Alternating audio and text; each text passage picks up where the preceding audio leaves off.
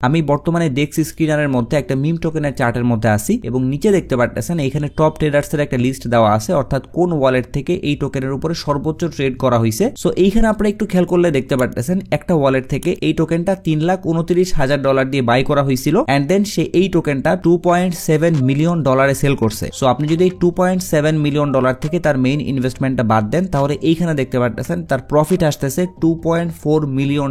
মানে এইটা কিন্তু হিউজ একটা অ্যামাউন্ট এবং এই ধরনের অ্যামাউন্ট কিন্তু সচরাচর অন্য কয়েনগুলা থেকে জেনারেট করা একদমই পসিবল না। সো এই ডাটাগুলা দেখে বুঝতে পারতেছেন মানুষ কিন্তু হিউজ লেভেলের আর্নিং করতেছে মিম টোকেন থেকে। আবার অনেকেই কিন্তু মিম টোকেন ওইভাবে পছন্দ করে না, অথবা বলতে পারেন মিম টোকেনের নাম শুনলে একটু ঘাবড়ায় যায়। সো আজকের পুরো ভিডিওতে আমি এই জিনিসটা নিয়ে আলোচনা করব যে মিম টোকেনের মধ্যে ইনভেস্ট করা কতটুকু সেফ, অথবা এই মিম টোকেনের মধ্যে ইনভেস্ট করলে আপনার কেমন কি রিস্ক থাকতে পারে।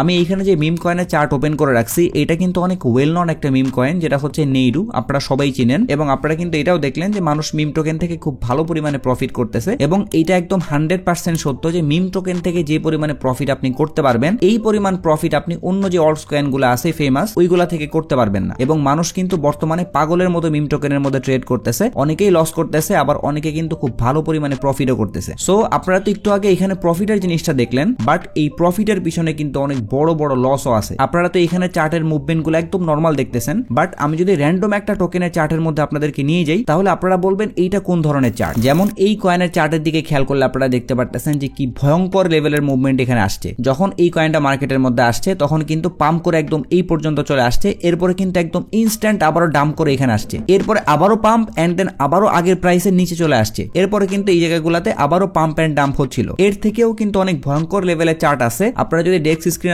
মধ্যে আসেন এবং র্যান্ডম কিছু মিম কয়েনের চার্ট নিয়ে অ্যানালাইসিস করেন তাহলে বুঝতে পারবেন যে এখানে কি ধরনের মুভমেন্ট আসে। সো মিম কয়েন থেকে যেমন প্রফিট করা যায় তেমন মিম কয়েন থেকে জাস্ট 1 সেকেন্ডের মধ্যে আপনার পুরো ব্যালেন্স জিরো হওয়া সম্ভব। ইভেন আমরা যদি অনেক ফেমাস মিম কয়েনগুলোর কথা বলি তাহলে ওইখানেও কিন্তু এইরকম ধরনের মুভমেন্ট দেখা যায়। যেমন একটু আগে আমরা যে নেইরু কয়েনের চার্টের মধ্যে ছিলাম, আমরা যদি ট্রেডিং ভিউর মাধ্যমে ওই চার্টের মধ্যে চলে আসি তাহলে এখানে আপনারা একটা জিনিস দেখতে পারতেছেন, যখন এই কয়েনটা লিস্টেড হয়েছে বিভিন্ন এক্সচেঞ্জের মধ্যে তখন কিন্তু মাত্র 3 থেকে 4 দিনের মধ্যে কয়েনের প্রাইস পাম্প করে এই পর্যন্ত আসলো, এরপরে কিন্তু লাগাতার প্রাইস ড্রপ করতে করতে একদম এই লেভেল পর্যন্ত নিয়ে আসছে, এরপরে আবারও 4 থেকে 5 দিনের মধ্যে এই কয়েনের প্রাইস অলমোস্ট 800% পাম্প করছে। মানে বুঝতে পারতেছেন যে এখানে কি লেভেলের মুভমেন্ট আসতেছে। আপনি জাস্ট কয়েকদিনে এখান থেকে হিউজ লেভেলের প্রফিট করতে পারবেন, আবার কয়েকদিন আপনার যে পোর্টফোলিও আছে ওইটা কিন্তু পুরো জিরো হয়ে যাইতে পারে। সো আপনি যদি মিম কয়েনের মধ্যে ট্রেড করতে চান তাহলে অবশ্যই আপনার ক্রিপ্টো মার্কেট সম্পর্কে যথেষ্ট পরিমাণ নলেজ থাকা লাগবে এবং সবকিছু অনেক ভালোভাবে অ্যানালাইসিস করে তারপরে কোন একটা মিম টোকেনের মধ্যে ইনভেস্টমেন্টের মধ্যে যাইতে পারেন। কারণ কোন একটা মিম টোকেন যখন বাইন্যান্স অথবা এই ধরনের টপ টায়ার এক্সচেঞ্জের মধ্যে লিস্টেড হয়ে যায় এরপর কিন্তু আসলে ওই মিম টোকেন থেকে ওই লেভেলের প্রফিট করা সম্ভব হয় না যতটা প্রফিট ইনিশিয়াল পর্যায়ে ইনভেস্টমেন্ট করলে পাওয়া যায়। যেমন বাইন্যান্সের মধ্যে যত মিম টোকেন আসে এই টোকেনগুলো কিন্তু সর্বপ্রথম ডিসেন্ট্রালাইজড এক্সচেঞ্জগুলোর মধ্যে আসে, যেমন প্যানকেক, সব, রেডিয়াম এইগুলোর মধ্যে আসে। সো ওই প্ল্যাটফর্মগুলোতে যারা খুব ভালোভাবে অ্যানালাইসিস করতে পারে অথবা কোন একটা মিম টোকেন দেখলে বুঝতে পারে যে এটার পিছনে খুব ভালো পটেনশিয়াল আছে, তারা কোনো ধরনের কোনো স্ক্যাম করবে না, এই জিনিসগুলো বুঝে সে যদি ওই সময়টাতে ইনভেস্ট করে তাহলে কিন্তু এই লেভেলের রিটার্ন নিতে পারবে। বাট ম্যাক্সিমাম ক্ষেত্রে দেখা যায় মানুষ কিন্তু এইটাই বুঝে না যে কোনটা লেজিট টোকেন আর কোনটা স্ক্যাম টোকেন। সো তখন দেখা যায় তারা ভুলভাল মিম টোকেনের মধ্যে ইনভেস্ট করতেছে এন্ড দেন নিমিশেই তাদের পুরো ব্যালেন্স জিরো হয়ে যায়। সো এইটা একটু মাথায় রাখবেন। তো এতক্ষণ ধরে যেগুলো বললাম এইগুলো আমার নিজের এক্সপিরিয়েন্স থেকে বললাম। এখন চলেন এইটা একটু দেখে নেই যে ক্রিপ্টো সেক্টরের মধ্যে যারা অনেক বড় বড় মানুষ আছে তারা আসলে মিম টোকেন সম্পর্কে কি বলতেছে। এখানে একটা দেখতে পারতেছেন বাইন্যান্সের এক্স সিইও যেটা একটা টুইট করছিল যে এখানে সে কিন্তু একটু বিরক্ত হয়ে বলতেছিল যে সে বেসিক্যালি মিমস এর এগেইনস্টে না, যেটা হচ্ছে আমরা বিভিন্ন ধরনের মিম শেয়ার করি এইটার এগেইনস্টে না, বাট এই যে ক্রিপ্টো সেক্টরে মিম টোকেনের যে একটা ট্রেন্ড অথবা মানুষ যে মিম টোকেন থেকে এইভাবে প্রফিট করতেছে এত পরিমাণে লস করতেছে এইটা কিন্তু আসলে একটু উইয়ার্ড। কারণ ক্রিপ্টো সেক্টরে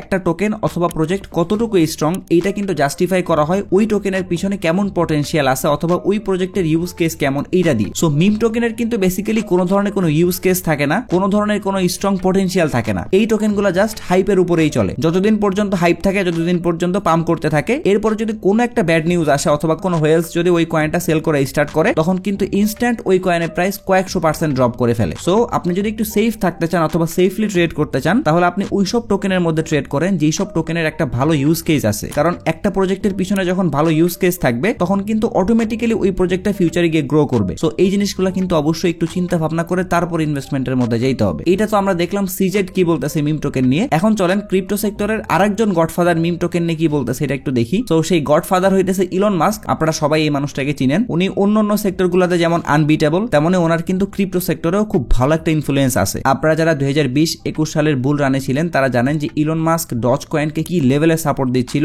এবং ডজ কয়েনের প্রাইস কোন জায়গা থেকে কোন জায়গায় নিয়ে গেছিল। যদিও ইলন মাস্ক কিন্তু নর্মালি তার টুইটার অ্যাকাউন্টের মধ্যে প্রচুর পরিমাণে মিম শেয়ার করে এবং ইলন মাস্কের ওইসব টুইটকে মানুষ এত পরিমাণে হাইপে নিয়ে যায়, যার ফলে দেখা যায় এই ধরনের টুইট যখনই ইলন মাস্কের অ্যাকাউন্ট থেকে আসে তখনই আমরা ডজ কয়েনের প্রাইসের মধ্যে ভালো একটা স্পাইক দেখতে পারি। সো এইখানে দুইজনের পয়েন্ট অফ ভিউ কিন্তু একদমই আলাদা। বাট সিজেট কিন্তু এটা বলছে সে কিন্তু মিমস এর এগেইনস্টে না, সে জাস্ট এইটা বুঝাইছে মানুষ এই যে মিম টোকেন নিয়ে এত হাইপ ক্রিয়েট করছে এইটা আসলে একটু উইয়ার্ড। এরপরে আপনাদেরকে আমি আরো একটা জিনিস দেখাই। এখানে আপনারা দেখতে পাচ্ছেন আমরা বর্তমানে ডজ কয়েনের অ্যানালিটিক্স এর মধ্যে আছি এবং এইখান থেকে আমরা যদি হোল্ডার্স এর পার্সেন্টেজ চেক করি তাহলে দেখতে পাচ্ছি হোয়েলস কিন্তু পুরো ডজ কয়েনের 41.74% হোল্ড করে রাখছে। আর অন্য যারা ডজ কয়েনের মধ্যে ট্রেড করে তাদের টোটাল সংখ্যাটা মিলাই হইতেছে 58.26%। মানে বুঝতে পারতেছেন যে হোয়েলসটা যদি এখানে একবার সেল করে স্টার্ট করে তাহলে ডজ কয়েনের প্রাইস কিন্তু ড্রপ করতে সময় লাগবে না। এটা জাস্ট আপনাদেরকে আমি একটা এক্সাম্পল দিয়ে বুঝাইলাম। এই ধরনের কাহিনী কিন্তু মিম টোকেনের মধ্যে হয়, ডজ কয়েনের মধ্যে হবে এমন কোনো কথা নাই। বাট ম্যাক্সিমাম মিম কয়েনের ক্ষেত্রে দেখা যায় বড় একটা অ্যামাউন্ট কিন্তু কোন একজন হোয়েলস এর ওয়ালেটে আছে, সো সে কিন্তু বিশাল অ্যামাউন্টের একটা প্রফিট করতেছে। এরপরে যখন সে সেল করে স্টার্ট করে তখন কিন্তু এই মিম কয়েনের মধ্যে প্যানিক সেল দেওয়া স্টার্ট হয়ে যায় এন্ড দেন প্রাইসটা কিন্তু খুবই বাজেভাবে ড্রপ করে। সো ওইসব ট্র্যাপের মধ্যে যারা পড়ে তারা কিন্তু বিশাল একটা অ্যামাউন্টের লস করে। সো আপনাদের কিন্তু আমি সবগুলা জিনিস একদম ডিটেলসে বুঝাই দিছি। এখন এইটা সম্পূর্ণভাবে আপনার উপরে ডিপেন্ড করতেছে যে আপনি মিম টোকেনের মধ্যে রিস্কি ট্রেড করবেন নাকি যেসব টোকেনের পিছনে ভালো ইউজ কেস আছে ওইসব টোকেনের মধ্যে ইনভেস্ট করে কম রিটার্ন নেবেন। আর যদি আপনারা আমার কাছে সাজেশন চান তাহলে আমি বলবো আপনি মিম টোকেনের মধ্যে ইনভেস্ট করতে পারেন, বাট ভুলেও যে টোকেনগুলো ডেক্স স্ক্রিনারের মধ্যে একদম নতুন আসে ওই টোকেনগুলোর মধ্যে যাবেন না, তাহলে কিন্তু আপনি অনেক বড় রিস্কের মধ্যে থাকবেন। বরং আপনি এটা করতে পারেন, কয়েন মার্কেট ক্যাপের মধ্যে আসবেন, এরপরে মিম সেকশনের মধ্যে চলে আসবেন, এরপরে এইখানে যে টোকেনগুলো দেখতে পাচ্ছেন এই সব টোকেনের মধ্যে আপনি ইনভেস্ট করে রাখতে পারেন। তাহলে আপনার লাক যদি ভালো থাকে এবং এইখানের কোন একটা মিম টোকেনের মধ্যে যদি একটা ভালো হাইপ ক্রিয়েট হয় তাহলে কিন্তু আপনি জাস্ট একটা ক্যান্ডেল থেকে বিশাল অ্যামাউন্টের প্রফিট করতে পারবেন। কারণ মিম টোকেনগুলো এমনই অনেক দিন ধরে চুপচাপ বসে থাকে অথবা অনেক দিন ধরে ডাউনফলের মধ্যে দিয়ে যায় এন্ড দেন জাস্ট একটা ক্যান্ডেলে বিশাল লেভেলের প্রফিট দিয়ে যায় মানুষকে। সো আপনি যদি ওই রকম সাডেন পাম্প থেকে ভালো একটা প্রফিট করতে চান তাহলে আপনার পোর্টফোলিওর খুবই সামান্য একটা অ্যামাউন্ট এখানে ইনভেস্ট করতে পারেন এবং ট্রাই করবেন এইখানের যে টোকেনগুলো বাইন্যান্সের মধ্যে লিস্টেড আছে ওই সব টোকেনের মধ্যে ইনভেস্ট করার, তাহলে কিন্তু আপনি আরো সেফ থাকবেন। যেমন এইখান থেকে আপনারা ডজ কয়েন, শিবা ইনু, পেপে এইগুলা সিলেক্ট করতে পারেন এন্ড দেন নতুন যে মিম টোকেনগুলো বাইন্যান্সের মধ্যে আসছে যেমন পেঙ্গু, তারপর হচ্ছে